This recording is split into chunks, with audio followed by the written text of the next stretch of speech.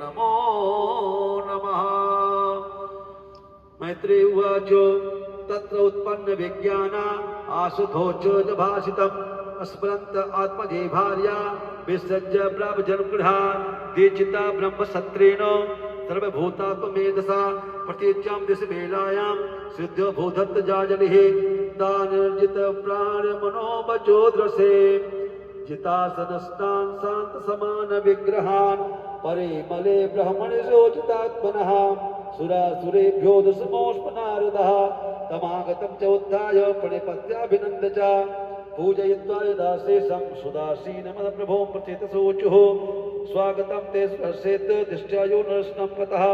तव चाक्रमणं ब्रह्मान् भयाय तारवे यदादिष्टं भगवता सिनो नादोच्छेन च तद्ग्रहेषु शक्तानां प्रायसा शपितं प्रभो